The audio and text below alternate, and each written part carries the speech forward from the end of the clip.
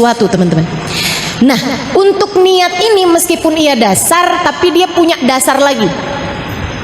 Niat tuh asas kan, dasar kan. Tapi si niat ini punya dasar lagi. Punya kayak orang mau bangun rumah tuh, kan pondasi. Tapi pondasi itu kan juga harus dibangun di atas tanah. Betul gak? Bikin pondasi di atas laut, terus di atas lumpur, ya goyang, bisa bertahan cuman berapa waktu aja, lama-lama hancur juga, gitu ya. Jadi niat itu pondasi. Nah, pondasi itu punya dasar lagi, punya tempat awalnya. Apa tuh tempat awalnya? Namanya persepsi kalau dalam istilah bahasa orang sekarang, atau namanya bahasa Indonesianya sudut pandang, gitu ya. Kalau dalam bahasa Arab namanya masyhad. Nah, ini sesuatu hal yang saya rasa salah satu dari yang terpenting yang diajarkan oleh guru kami Sayyidil Habib Umar bin Hafid. Dalam istilah kami para santri, seperti yang disampaikan Habib Umar bin Hafid, namanya masyhad. Atau kalau dalam istilah yang lebih familiar di telinga kita, namanya adhan, namanya persangkaan. Ini yang katanya Nabi Muhammad sallallahu alaihi wasallam, khaslatan laisa fawqahuma syai'un minal khair husnudzan billah wa husnudzan bi ibadillah, wa khaslatan laisa fihima syai'un minasyarr su'udzan billah wa su'udzan bi ibadillah. Kata Nabi Muhammad, dua perkara. Nggak ada lagi kebaikan lebih baik daripada dua perkara ini. Apa tuh Rasul? Dua sifat kata Nabi. Nggak ada lagi kebaikan lebih baik daripada dua sifat ini. Nggak ada sifat lebih baik daripada dua sifat ini. Yaitu baik persangkaan kepada Allah yang pertama, yang kedua baik persangkaan kepada hambanya Allah. Nah, Nabi sebut lagi khaslatan laisa fawqahuma syai'un minasyarr. Dua sifat, nggak ada sifat lebih buruk lagi daripada itu. Apa tuh Rasul? Su'udzan billah, su'udzan bi ibadillah. Buruk persangkaan kepada Allah, buruk persangkaan kepada Rasulullah. Itu. Jadi teman-teman sekalian, hal paling mendasar dalam hidup kita adalah niat. Tapi si niat itu juga punya dasar lagi gitu. Orang bisa punya niat baik kalau punya hal ini nih. Orang punya niat jelek kalau dia punya ini juga. Apa itu? Persepsi, cara pandang, gitu ya. Dzunun, persangkaan. Makanya teman-teman sekalian, hati-hati terhadap persangkaanmu, hati-hati terhadap cara pandangmu, hati-hati terhadap persepsimu. Tahu kalau saya boleh gampangin bahasanya, hati-hati terhadap sudut pandang, maksudnya adalah hati-hati dalam hidupmu terhadap fokusmu. Kamu mau fokusnya kemana? Karena hidup ini dengan segala macam permasalahannya itu seperti mata uang, selalu punya dua sisi, positif, negatif. Nah, kamu maunya fokusnya kepada yang mana? Gitu. Itu tuh akan melahirkan niat, niat melahirkan tindakan, tindakan melahirkan perbuatan, perbuatan melahirkan kebiasaan, kebiasaan melahirkan karakter dalam hidupmu, menjadikan hidupmu ini hidup yang kayak gimana gitu. Semuanya tuh bermula dari niat, teman-teman saya sekalian. Kalau teman-teman lihat Halimah Al-Idrus punya karakter. Apa karakter saya? Ustazah. Kan begitu? Halo? Orang masih lagi mikir udah dikasih jawabannya gitu. Saya kelamaan kalau suruh mikir sendiri ya. Itu namanya karakter, kan begitu ya? Melekat dalam diri saya. Ibu-ibu kalau dengar nama Halimah Al-Idrus, apa yang ibu-ibu bayangin? Ustazah gitu. Pasti jarang banget ada yang misalnya gitu ya, Halimah Al-Idrus, oh selebgram. Enggak kan? Walaupun follower saya banyak.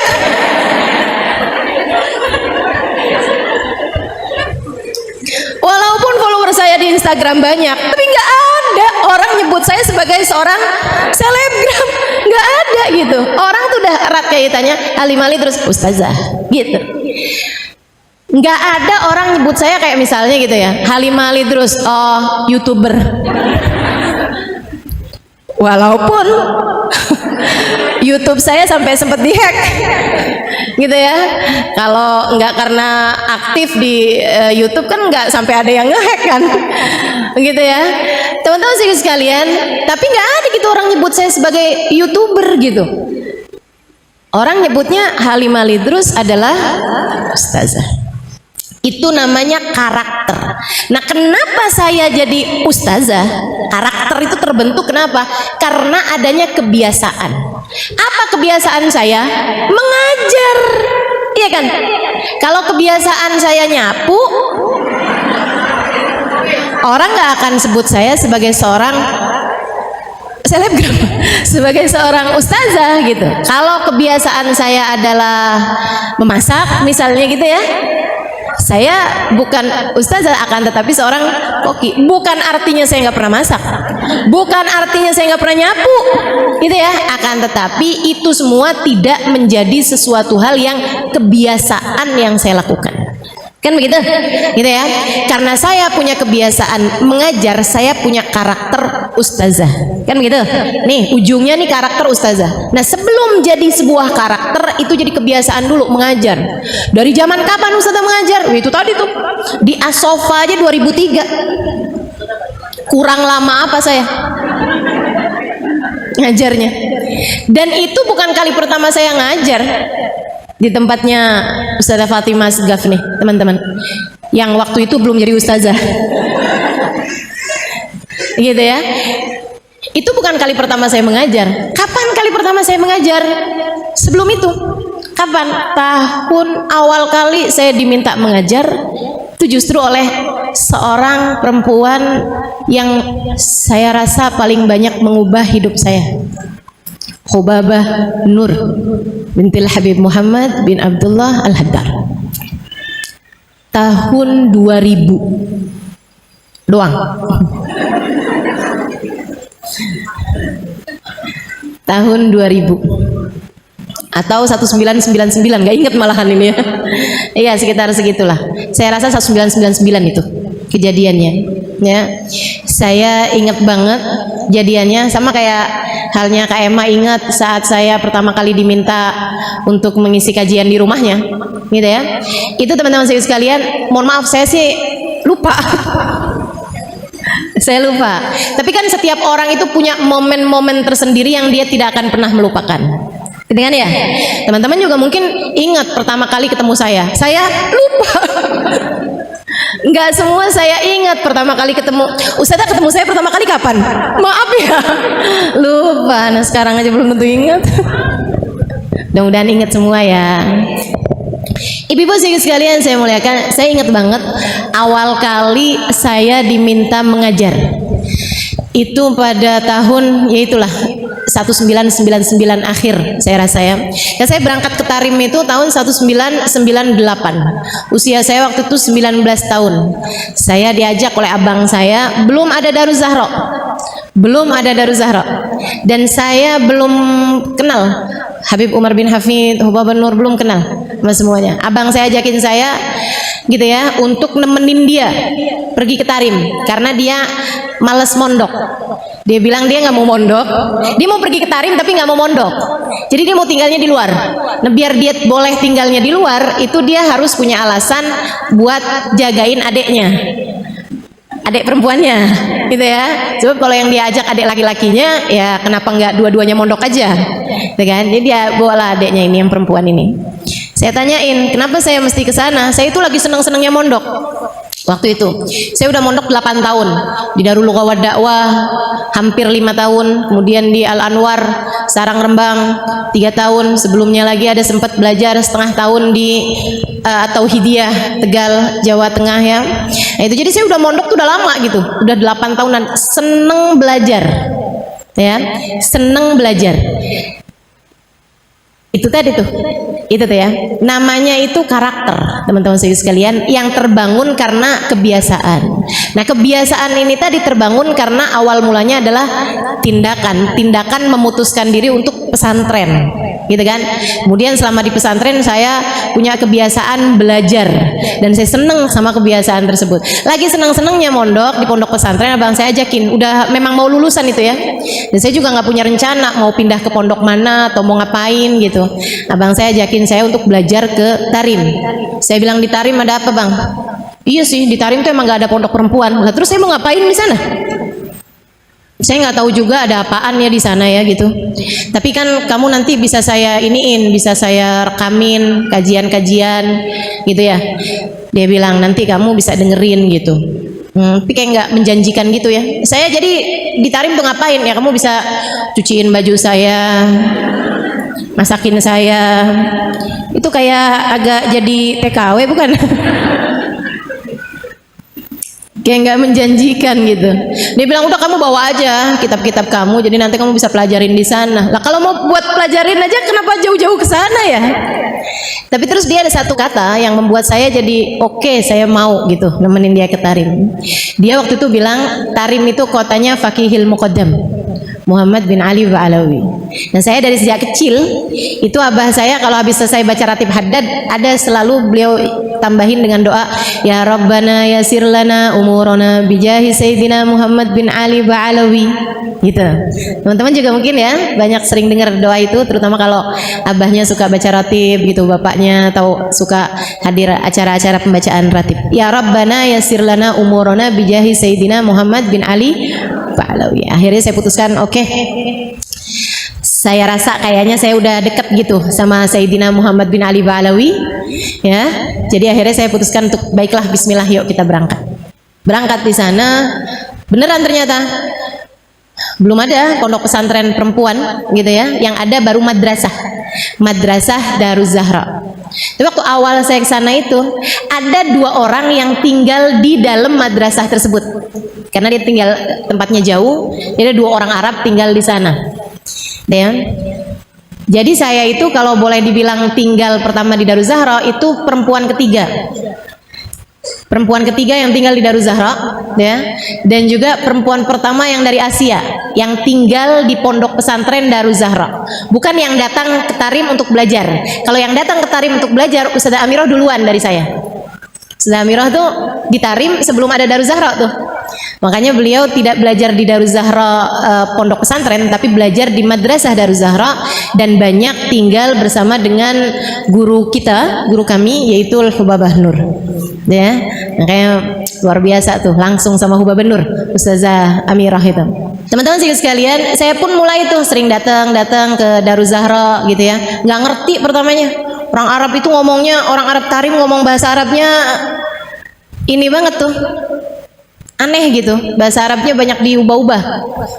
Mungkin karena dia di pelosok juga ya, Arabnya bagian dalam gitu, jadi ada lahjahnya gitu. Kalau kayak di Indonesia nih kayak orang Madura gitu, atau kayak orang mana gitu, yang bahasa Indonesianya pun dirubah-rubah gitu kan, logatnya apa semuanya jadi berubah gitu ya. Kayak orang Betawi deh, orang Betawi kan bahasa Indonesianya juga orang bule gitu ya, yang masih belajar bahasa Indonesia aku kamu bingung dengerin orang Betawi ngomong, kok nggak ada aku kamunya, nggak ada sama sekali gitu ya kita ya kalau ngomong orang Betawi sini gitu. Jadi mereka tuh aneh banget gitu, bahkan bahasa isyarat aja beda loh orang Tarim itu. Masya Allah, mereka tuh kalau bilang iya gini, kalau bilang enggak ya ampun, aneh banget ya sih. Masya Allah. Teman-teman sekalian, habis setahun saya tinggal di Tarim, saya udah kayak setengah tahun belajar di Tarim, saya udah mulai bisa ngobrol sama orang-orang Arab sana ya. Padahal waktu itu saya udah ketika berangkat itu saya udah bisa baca kitab gundul. Karena saya mondok 8 tahun di Indonesia, saya udah bisa baca kitab gundul dari sejak sebelum berangkat ke Tarim. Tapi di Tarim tuh saya belajar bahasanya dari awal lagi, belajar bahasa Arab percakapan ya, bersama dengan mereka tuh dari awal lagi gitu. Dengerin kajian juga kayak dari awal lagi, kayak dari nol, bener-bener nggak ngerti gitu. Teman-teman sekalian, sampai terus dapat sebulan, mulai ada banyak kata-kata yang bisa saya pelajari gitu. Mulain lagi 2 bulan, 3 bulan, 4 bulan, 5 bulan, 6 bulan tuh saya merasa udah mulain bisa ngobrol ya sama orang Arab. Tapi kalau suruh ngajar ya masih susah juga gitu kan. Sampai kemudian kurang lebih dapat 11 bulan itu awal kali saya disuruh ngajar tuh sama Hubabah. Gara-garanya ada satu ustazah, salah satu ustazah yang Masya Allah, Ustazah Zainab Al-Khatib, pernah juga datang ke Jakarta beberapa tahun yang lalu. Nah itu beliau lagi ngajar Saya senang banget hadir kajian beliau sirah Nabi, sejarah Nabi. Itu dia bisa nyeritain detil, ketil, tahun kejadian, waktu kejadian, nama-nama tempat, kota-kota, sama petanya tuh dia bisa gambarin kejadiannya tuh di daerah sini, ini nih deketnya sama daerah sini. Itu luar biasa sekali ya kekuatan memorinya ya. Orang Arab nih memang nggak banyak dosa, makanya nginget-nginget sesuatu jadi cepet banget gitu. Orang kita nih kebanyakan dosa, gampangan lupa. Akhirnya teman-teman, ada satu waktu Ustazah Zainab ngajarin fikih. Nah nih, kalau urusan fikih itu saya memang waktu di Sarang Rembang di Al Anwar itu pelajaran paling banyak yang saya pelajari adalah fikih. Makanya teman-teman kalau belajar fikih dari saya nggak usah merasa kayak yang bener nggak sih ini Ustazah nyampein, nggak usah, percuma. Kok lain ya sama yang diajarin sama siapa misalnya gitu ya, nggak usah teman-teman, nggak usah ngerasa yang bener nggak sih ini Ustazah nyampein. Tenang, kamu tinggal nanyain aja, Ustazah itu adanya di kitab apa, untuk pendapatnya ulama siapa gitu kan. Nah, saya akan mampu mempertanggungjawabkan semua apa yang saya sampaikan, karena saya belajar fikih itu bukan sebentar. Saya itu nyaris hafal semua isi kitab I'anatul Talibin ala Syarhi Fathil Mu'in, dan itu 4 jilid yang saya ketika sebut namanya teman-teman tahu aja kagak. Enggak, bukan saya mau meremehkan dirimu, enggak, tapi udah kelihatan dari mukanya.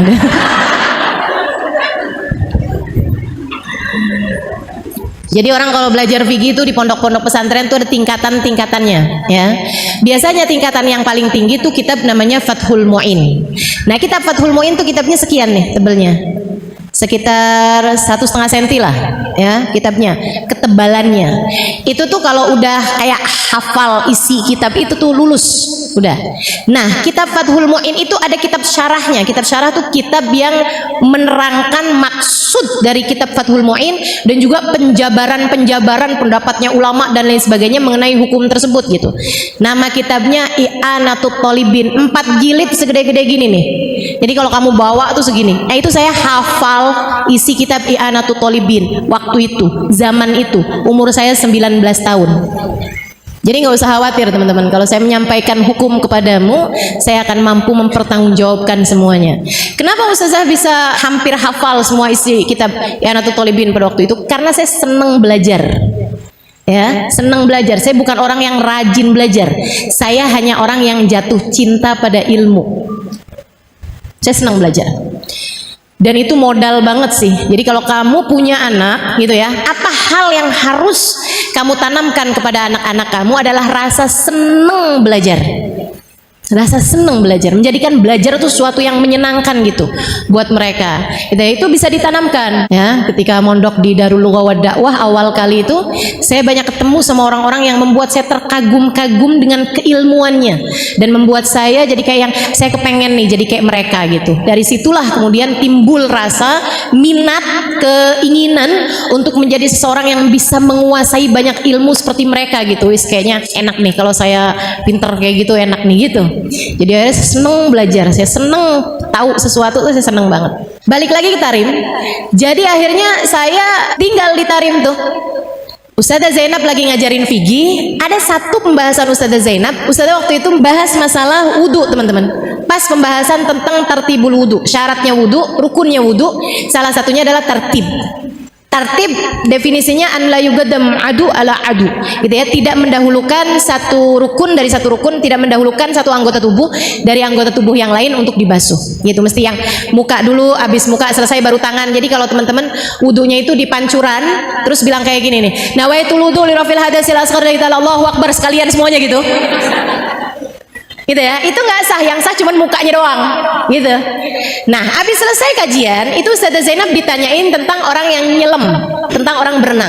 Kalau orang nyelam gitu kan, niat nih pas lagi nyelam pertama tuh nawaitul wudu lillahi ta'ala gitu, nyelam doang tuh set gitu, habis itu terus berdiri lagi gitu kan, maksudnya habis itu terus mentas gitu dari air gitu.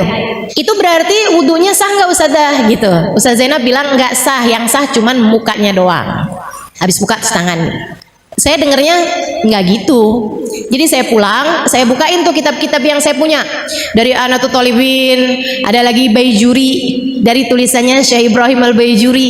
Ada lagi kitab namanya Al-Ighna.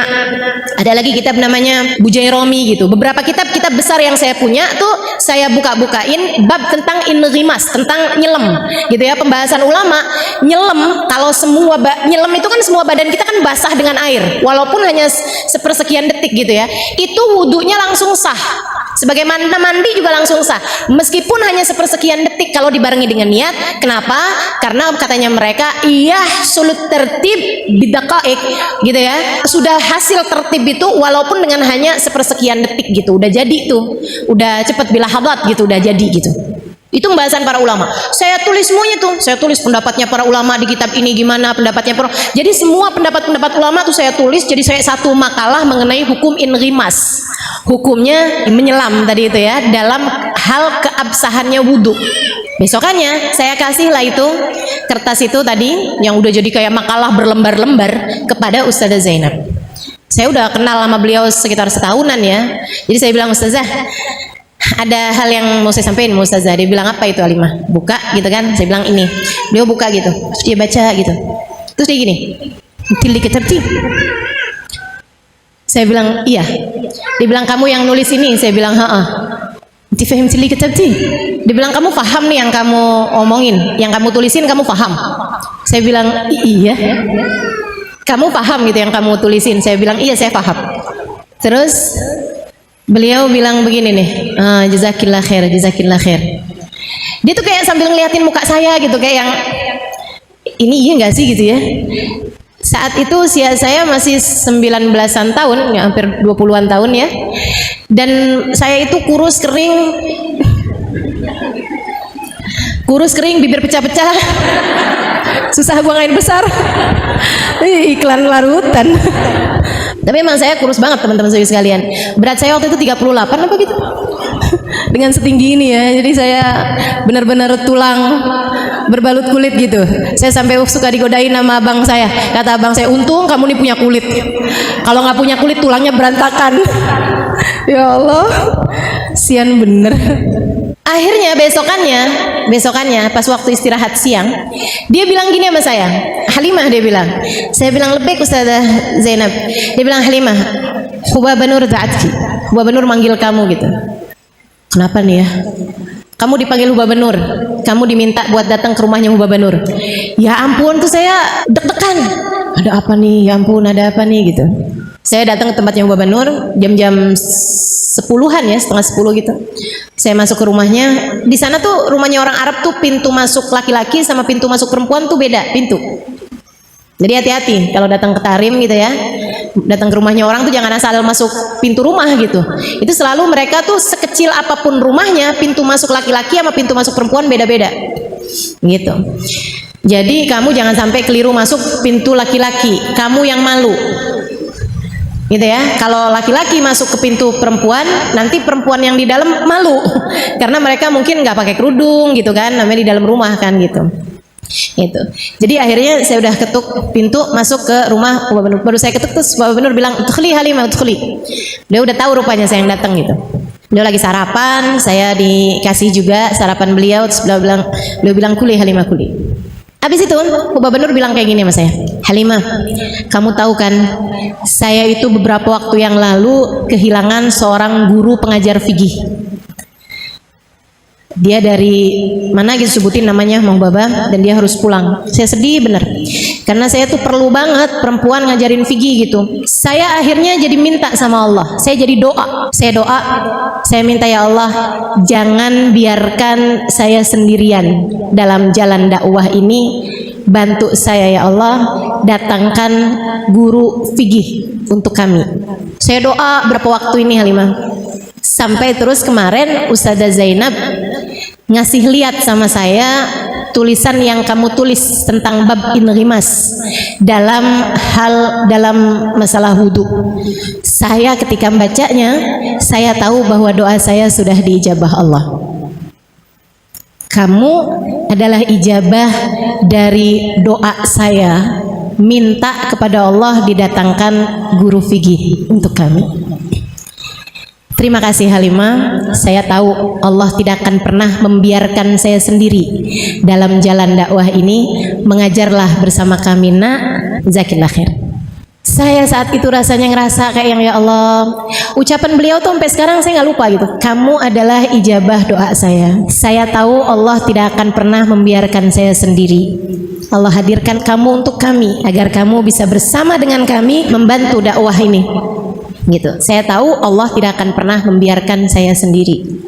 Terima kasih Halimah, mengajarlah bersama kami. Itu teman-teman saya sekalian, menurut saya salah satu ucapan paling indah, salah satu di antara ucapan paling indah yang pernah saya dengar. Gitu ya. Kalau Kak Emma tadi cerita bahwa saya bilang sama dia itu kan, buat Kak Emma apa sih yang enggak? Gitu ya. Buat Kak Emma apa sih yang enggak gitu. Waktu itu saya ngomong kayak begitu gitu. Dan itu menurut dia adalah salah satu dari ucapan indah yang pernah didengar dalam seumur hidupnya, gitu kan. Salah satu dari ucapan-ucapan indah yang pernah didengar dalam hidupnya. Nah, saya menganggap bahwa permintaan Hubabah kala itu juga merupakan salah satu dari hal terindah dalam hidup saya yang pernah saya dengar. Saya bilang marhaba Hubabah, marhaba. Doakan saya biar saya bisa. Mulai besoknya saya udah langsung dapat jadwal ngajar.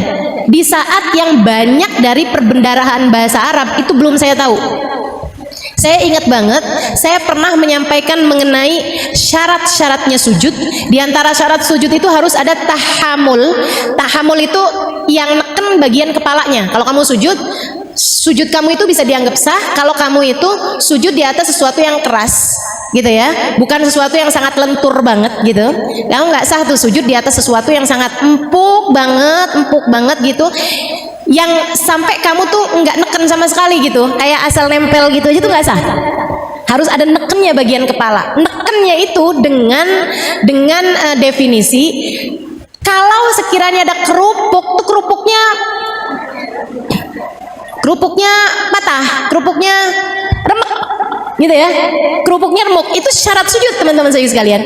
Nah itu saya waktu ngasih tahu sama teman-teman yang orang Arab, kan yang belajar negeri madrasah masih kan, ada orang-orang Indonesia, ada orang-orang mana juga yang pada berdatangan, ada orang Barat juga yang pada mulai berdatangan tahun itu, tapi mayoritasnya orang-orang Arab. Nah dan saya mengajarnya dalam bahasa Arab gitu kan, saya nggak tahu bahasa Arabnya kerupuk. Saya bilang kalau ada sesuatu di tempat sujud kamu itu kalau kamu tekan dia pecah. Nah apa gitu kan? Apa ya? Zujaj katanya anak-anak ini, jadi main tebakan. Kaca, enggak sampai kaca. Ya ampun serem banget kalau syaratnya sujud harus mecahin kaca. Enggak sampai kaca saya bilang. Apa ya? Makanan apa ya dibilang kayak gitu? Makanan yang kalau kamu makan terus dia bilang kerupuk. Ya ampun, gampang banget bahasanya. Tahu gitu kan, saya tinggal ngomong kerupuk mereka ngerti ya. Kerubu dia bilang gitu. Ya ampun, tinggal dirubah doang, paknya jadi bak. Bahasa Arabnya kerupuk adalah kerubu.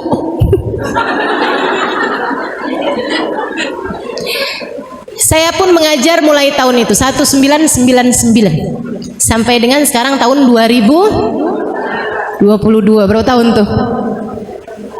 Berapa tahun sih itu?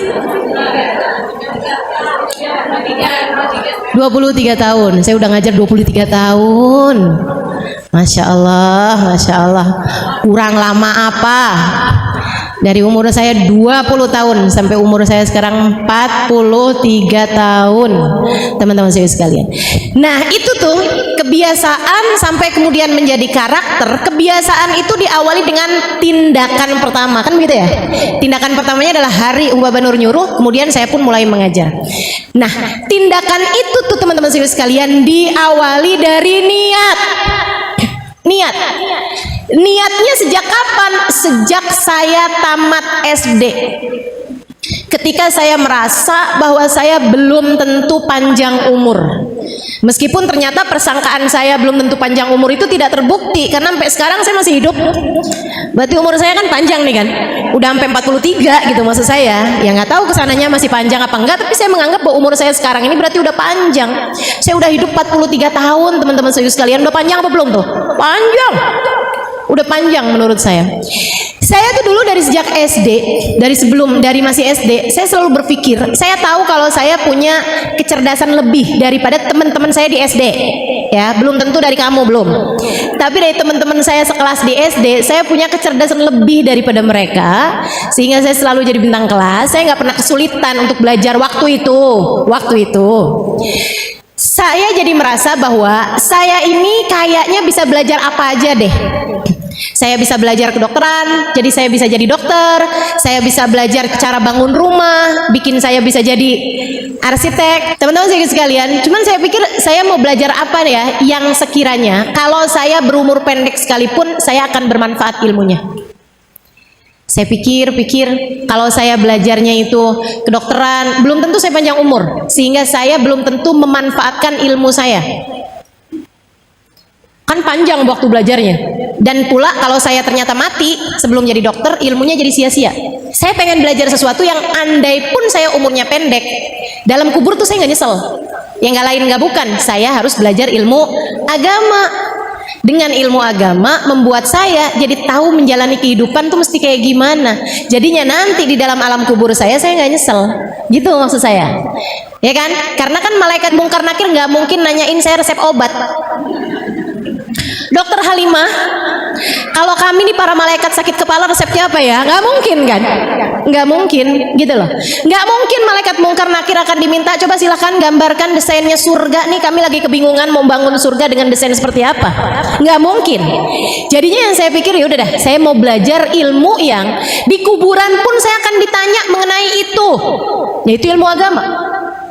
Ya kan begitu kan? Ilmu agama gitu. Tuhan kamu siapa? Dan itu kan bukan dijawab pakai lisan, akan tetapi pakai hati. Ini saya kepengen gimana caranya biar Tuhan saya tuh meresap ada dalam hati saya seumur hidup saya. Kalau ditanya-tanya apa kitabmu gitu ya, apa imammu, apa petunjukmu dalam kehidupan, saya akan bisa menjawab Al-Quran imami, Al-Quran adalah imamku, Al-Quran adalah petunjuk dalam kehidupanku, dan saya ngerti isinya Al-Quran. Jadi saya harus belajar ilmu agama. Itu sejak hari itu saya punya niat, teman-teman saudaraku sekalian, sampai kemudian lahirlah tindakan berupa saya belajar di pondok pesantren, kemudian terus belajar di pondok pesantren, terus belajar di pondok pesantren. Niat saya selamat di akhirat, bermanfaat ilmu saya buat banyak orang. Gitu. Sampai dengan saya mulai mengajar, sampai kemudian menjadi kebiasaan mengajar tersebut, sampai kemudian menjadi karakter seperti yang teman-teman tahu sekarang ini. Jadi kalau teman-teman sekarang nih mau ngerasa, wah saya nih dalam hidup nih kayaknya nih karakternya salah nih,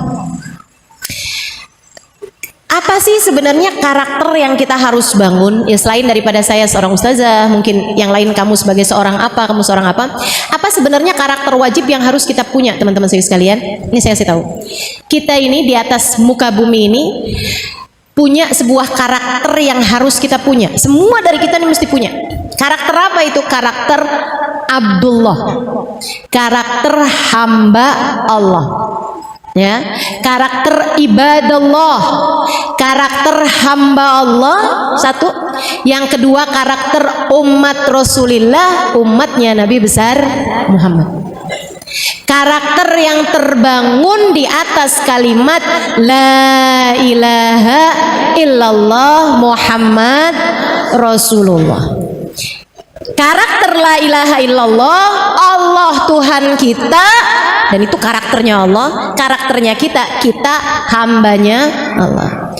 Karakter Muhammad Rasulullah adalah Nabi Muhammad, Nabi kita, dan kita adalah umatnya Nabi Muhammad.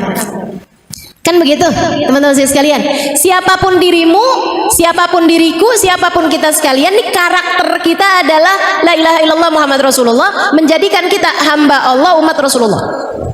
Itu dia karakter kita. Nah, untuk karakter itu harus ada kebiasaan yang dibangun menunjukkan kamu adalah hambanya Allah.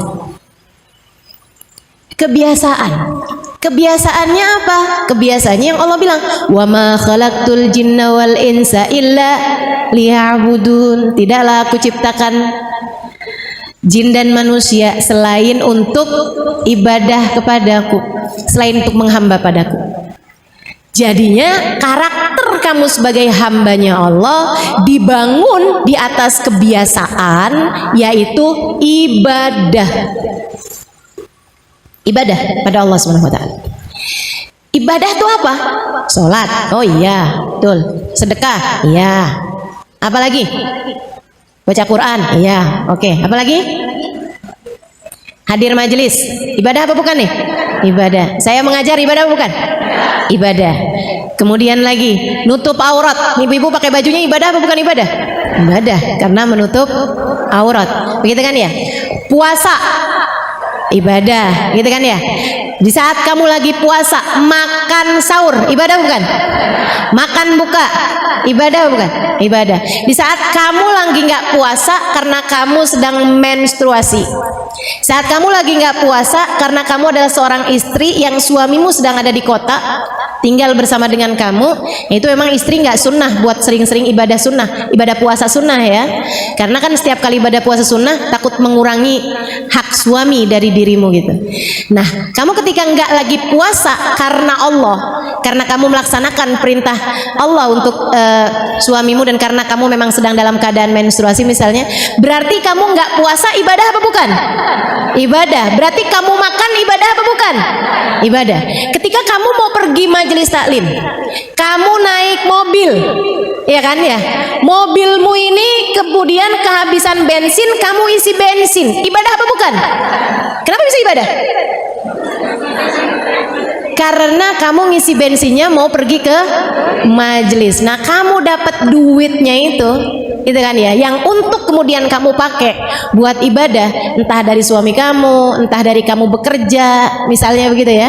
Berarti itu kamu bekerjanya tersebut, entah kamu jualan online, entah kamu jadi penjahit, misalnya gitu ya, entah kamu dengan menjadi istri yang soleha, karena kalau saya nggak soleha nih nanti nggak dikasih duit bensin buat pergi ngaji nih. Berarti kamu ketika menjalankan tugas-tugas kamu yang untuk mendatangkan kehidupan duniawi, ibadah apa bukan ibadah? Ibadah. Dari situ kita tahu teman-teman saudara sekalian, kalau kamu niat hidupmu ini untuk ibadah kepada Allah dan kamu dalam hari-harimu itu menjalankan karakter sebagai hamba Allah dengan memiliki kebiasaan-kebiasaan yang Allah Subhanahu wa taala ridho, kamu melakukannya, maka semua yang kamu lakukan dalam hari-harimu itu bernilai ibadah. Yang perlu kamu tegaskan terus-terusan dalam hidup kamu, dalam hari kamu adalah satu, benerin niat, dua, jauhin maksiat. Itu melahirkan kebiasaan yang bagus. Dua hal tersebut teman-teman sekalian, melahirkan kebiasaan yang bagus itu dengan dua hal tersebut itu. Yang pertama jauhin dosa, yang pertama benerin niat, yang kedua jauhin maksiat, jauhin dosa. Gitu ya. Dua hal itu kalau kamu kerjain terus-terusan gitu, semua yang kamu kerjain tuh bisa jadi taat. Semua yang kamu kerjain bisa jadi ibadah, dan itu enaknya jadi hambanya Allah. Kamu jangan kirain di hari akhirat nanti yang bakalan menuhin timbangan amal pahalamu tuh cuman sholat, sedekah gitu ya, hadir majelis ilmu, puasa, baca Quran gitu. Enggak, salah teman-teman saya sekalian. Kalau kamu mau tahu yang bisa menuhi timbangan amal kebaikanmu tuh semua hal. Kamu makan bisa ada pahalanya, kamu mandi bisa ada pahalanya, kamu pakai baju ada pahalanya, kamu beli bajunya ada pahalanya, kamu pakai kaos kaki ada pahalanya, kamu beli kaos kaki ada pahalanya, kamu masak ada pahalanya, kamu cuci piring ada pahalanya, kamu nyapu ada pahalanya, kamu buka tirai pagi hari ada pahalanya. Kamu ngapa-ngapain, bahkan kamu nafas tuh bisa berpahala semuanya teman-teman saya sekalian. Itu dengan syarat, satu, kamu bagusin niat, dua, kamu jauhin maksiat, kamu jauhin dosa. Semua yang kamu kerjakan bisa ketulis di dalam catatan amal ibadah kamu nantinya. Jadi begitu ditimbang gitu kan ya, timbangannya ini bukan cuma urusan kebaikan-kebaikan sholat apa segala macam. Nah kalau urusannya kayak begitu, pahala kita dikit loh. Betul apa enggak? Ibu, kalau yang ditimbang di timbangan amal kebaikan tuh cuman sholat, emang kamu sholat berapa rakaat? Berapa lama sholatnya tiap hari? Hitung dah coba. Sholat duhur 5 menit, sholat asar 5 menit, sholat maghrib 3 menit, gitu ya. Sholat isya 5 menit, sholat subuh 2 menit. Hitung tuh coba. Ya ampun, gak nyampe 25 menit. Artinya gak nyampe setengah jam dari 24 jam waktu yang Allah berikan kepadamu.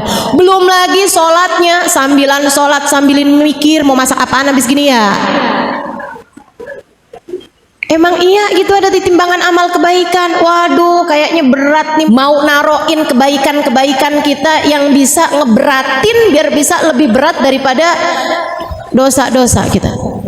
Nah, gimana caranya nih biar bisa ngeberatin timbangan amal kebaikan? Jadikan semua perkara mubahmu sunnah. Ini pesan dari Sayyidil Habib Umar bin Hafid. Kata Habib Umar bin Hafid, al-mu'min ma yaf'alul mubah. Orang yang beriman tuh nggak ngerjain perkara mubah. Kok bisa gitu, Bib? Ya ngapain kamu ngerjain mubah? Kalau mubah itu bisa bernilai pahala ketika kamu ngebagusin niat dan ngebagusin caranya. Beliau gitu, kamu bagusin niat, kamu bagusin caranya, itu jadi berpahala, teman-teman. Kamu makan, niat makannya biar nggak lemes hadir majelis. Saya niat makannya biar saya nggak lemes kalau ngajar. Ibu-ibu, kalau saya nggak makan-makan, saya lemes loh. Emang dikirain kalau saya nggak makan-makan nggak lemes? Gitu ya, lemes saya. Tapi ibu-ibu harus tahu nih ya, harus tahu juga nih. Saya sering banget ditanya, Ustazah kok nggak pernah badannya nggak pernah XXL gitu. Meskipun sekarang ini udah M mengarah ke L ya ini. Dulunya saya SS. Dulunya ya kebayang aja gitu, tinggi segini, berat badan saya 38, 39, 40 gitu kan. Aduh, udah tinggal tulang aja tuh. Kalau teman-teman tanya sama saya kayak gitu ya, saya kasih tahu jawabannya. Karena saya nggak bisa ngajar dalam keadaan kenyang. Saya susah konsentrasi mengajar dalam keadaan kenyang. Makanya saya menghindari makan sampai kenyang sebelum majelis. Jadi saya nggak berani makan kenyang sebelum majelis. Makanya saya nggak pernah XXL. Nah tiap hari ngajar. Jadi saya setiap kali makan nih, ya ampun nih kalau kenyang saya susah konsentrasi. Jadi saya kurangin lagi nasinya. Gitu. Masa kayak begitu saya nggak jadi ibadah? Ibadah dong. Malaikat mau nggak nyatet sebagai ibadah kan nggak enak, ya ampun dia nih sampai padahal masih lapar loh. Sian. Dia nih padahal masih lapar tapi dia nggak mau makan banyak-banyak. Soalnya dia bilang katanya kalau dia makan banyak dia nggak bisa ngajar. Kesian dah kita tulis pahala banyak-banyak dah. Gitu.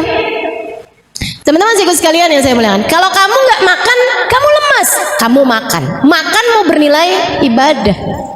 Karena kamu niat dengan makan tersebut biar nggak lemes ngerjain taat. Apalagi kalau makan kamu itu ditambah dengan adab-adabnya makan. Adabnya makan ya itu tadi, sebelum kenyang udah berhenti. Adabnya makan pakai tangan kanan. Adabnya makan sambil duduk, nggak sambil berdiri, gitu kan ya. Adabnya makan diawali dengan bismillah, diakhiri dengan hamdalah, dikunyah dengan baik makanannya, kan gitu ya. Kemudian kan kita juga makannya nih ngindarin yang nggak jelas kehalalannya. Mau kelihatan seenak apapun, kalau ternyata itu adalah BABI, kita nggak akan mau sentuh, betul apa enggak? Woi, kelihatannya enak banget, ya ampun. Wih, enak banget nih. Ini daging apaan nih? Sapi? Bukan, Mbak. Apaan ya? Tapi ini babinya babi halal, Mbak. Kenapa kok bisa halal?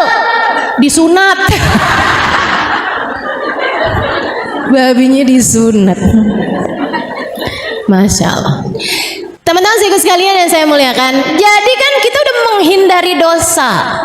Kita buat makan nih nggak ngambil yang bukan hak kita. Kita kerja dengan cara yang halal untuk mendatangkan uang untuk kita beli makanan tersebut. Bukan hasil korupsi, bukan hasil nilang, bukan hasil ngambit duit di saku suami. Kita dapetin makanan tersebut dengan uang halal. Kita beli pakai uang halal makanannya. Makanannya halal. Kita makannya dengan adab-adab yang disunnahkan oleh Nabi Muhammad. Niat makannya biar enggak lemes untuk mengerjakan ibadah kepada Allah. Pahala, teman-teman. Kamu makan berpahala dan dosa-dosa berguguran dari tubuhmu itu. Makanannya jadi sumber energi kebaikan. Makanya kalau kamu bilang saya kok berat banget ya mau mengerjakan kebaikan gitu, kamu liatin makananmu tuh mungkin ada yang haram. Apanya yang haram ya? Mungkin bukan makanannya haram, tapi dapatnya dari hasil ya